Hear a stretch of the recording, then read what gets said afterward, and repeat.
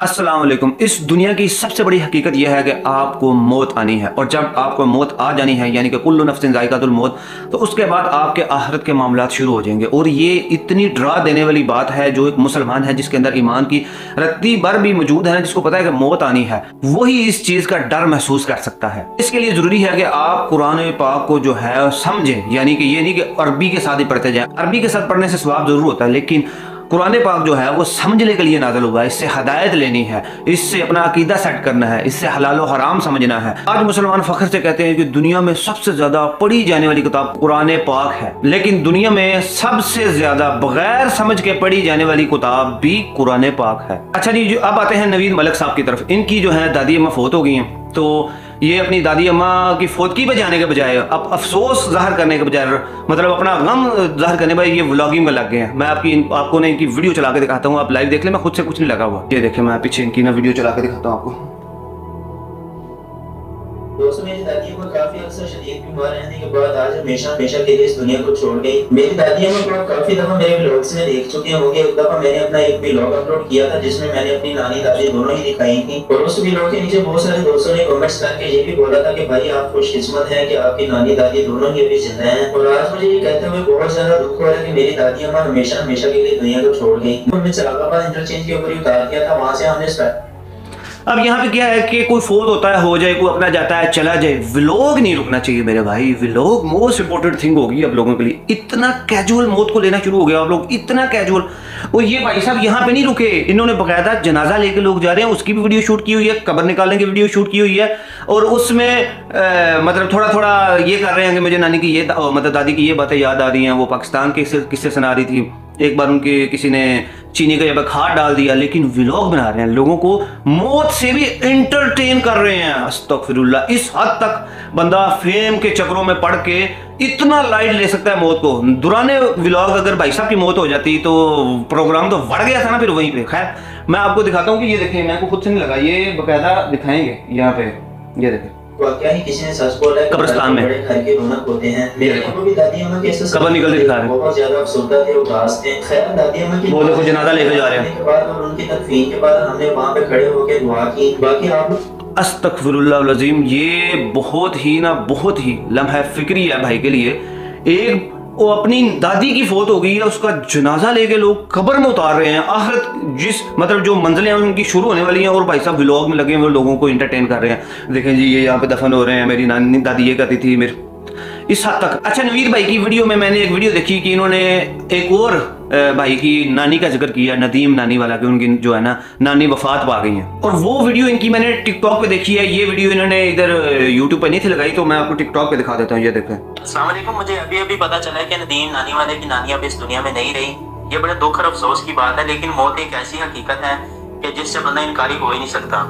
अल्लाह ताला नदीम नानी वाले की नानी को जन्नतुल फिरदौस। नवीद मलिक ने नदीम नानी वाले की जो आईडी है टिकटॉक में मेंशन की हुई थी, तो मैंने वहां से उनको जब ओपन किया कि इसमें कुछ सदाकत भी है, जब मैंने खोला तो वाकई उसकी नानी फौत हो गई थी। तो उसने भी ना एक बात ऐसी की हुई है जो मैं आपको खुद सुनाता हूँ, उसके बाद उसके ऊपर गुफ्तगू करते हैं। इस भाई ने कमेंट किया कि 54 लाख तो तुम्हें तुम्हारी नानी का वास्ता है। देखो यार, नानी से इतना प्यार करता हूं, नानी ने जान भी कुर्बान कर। मैं 54 लाख से 10 लाख कह देता हूं, तुम एक नानी पाक खत्म करो, किताब वीडियो डालो, ईमानदारी के साथ उसका स्वामी नानी को मिलेगा। उसके बाद मेरे पास 10 लाख कैसे 54 लाख देता हूं। इसके अलावा और भी कोई ऐसा बंदा है जो एक नानी पाक पकड़ना चाहेगा और अपना नानी को स्वामी मिलेगा, तो मैं आपको पास कराऊंगा और इंशाल्लाह मैं आपको 54 लाख दूंगा। तो अगर आप थोड़ी सी मेहनत करने को तैयार हो, मैं भी यहाँ पे सब कुछ जुटाने के लिए तैयार हूं। तो देखते हैं। अब देखें यहाँ पे ना, ये जो नदीम मुबारक है, इन्होंने ना लालच दिया लोगों को कि भाई आप लोग जो है ना कुरान पाक पढ़े मेरी नानी के लिए, उसका स्वाब उसको मिलेगा। मेरे भाई, ये एक ऐसा अकीदा है जो बहुत सारे उलमा भी बयान करते हैं, मतलब अक्सरियत बयान करते हैं, लेकिन इसकी हकीकत मैं थोड़ी सी खोल दूं कि जो बंदा कुरान को खुद दुनिया में सीरियस नहीं लेता, एक बंदा आम, आप देख रहे हैं दुनिया में कितने बंदे हैं जो चल रहे हैं, फिर रहे हैं, खा रहे हैं, पी रहे हैं, कौन सा अच्छा स्कूल है, कौन से बच्चों को मतलब कि सच्चे जगह पे लेके जाना, उसको सब पता होता है, लेकिन कुरान पाक की उसको अलिफ बे नहीं पता होती, क्योंकि उसको उलमा ने बताया होगा कि जो इसको समझ के पढ़ेगा वो गुमराह हो जाएगा। असल हकीकत ये है कि जो बंदा कुरान को समझ के पढ़ता है उसका अकीदा तो ही ठीक हो जाता है, और वो फिर ये जो उनके नजराने जो वगैरह देते हैं या ख़त्म वगैरह करवा के उनको बुला के कुरान खानियाँ बना के करवाते हैं, उसका जो बिजनेस है वो बंद हो जाता है। तो इसलिए वो कहते हैं कुरान को ना समझा करो। नदीम भाई, आपके पास पैसा है, वेल्थ है, आप ऐसा काम कर सकते हैं, मैं गारंटी देता हूं उसका स्वाब डायरेक्ट आपकी नानी को पहुंचेगा।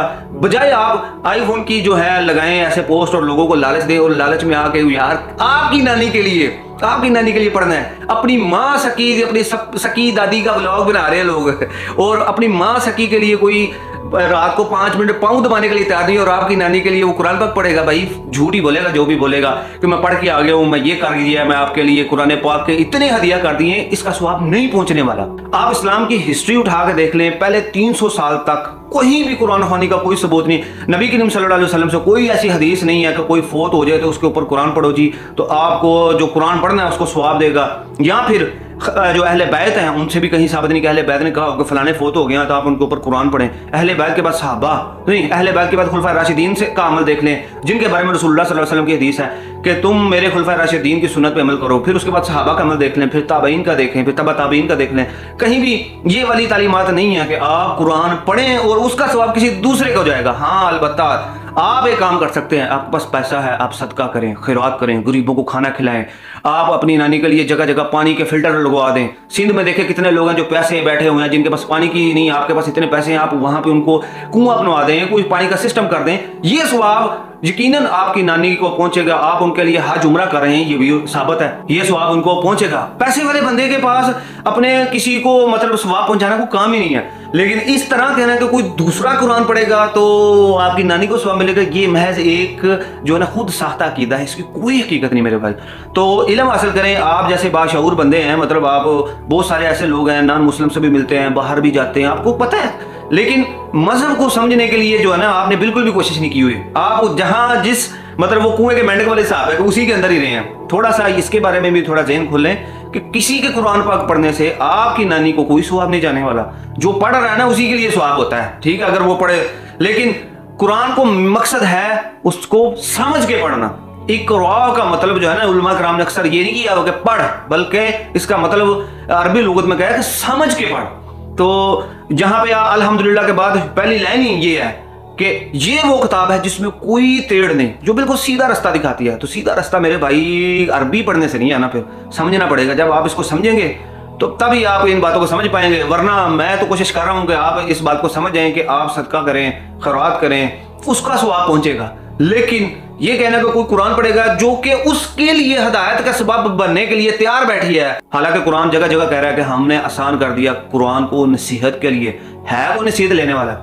लेकिन आपने तो आईफोन का लालच लगा के लोगों को, यार नदीम भाई इल्म हासिल करें, दीनी इल्म हासिल जरूर करें, आपको बहुत जरूरत है। और नवीद मलिक भाई आपको भी खुदा का वास्ता है कि मौत को इतना कैजुअल ना बना दें कि एक उसके ऊपर भी व्लॉग बना लें। यार क्या बात है, चलो ठीक है, ये देखिए जी कब्र में दफन हो रही है, ये देखिए जनाजा लेके जा रहे हैं, अस्तगफिरुल्लाह अस्तगफिरुल्लाह।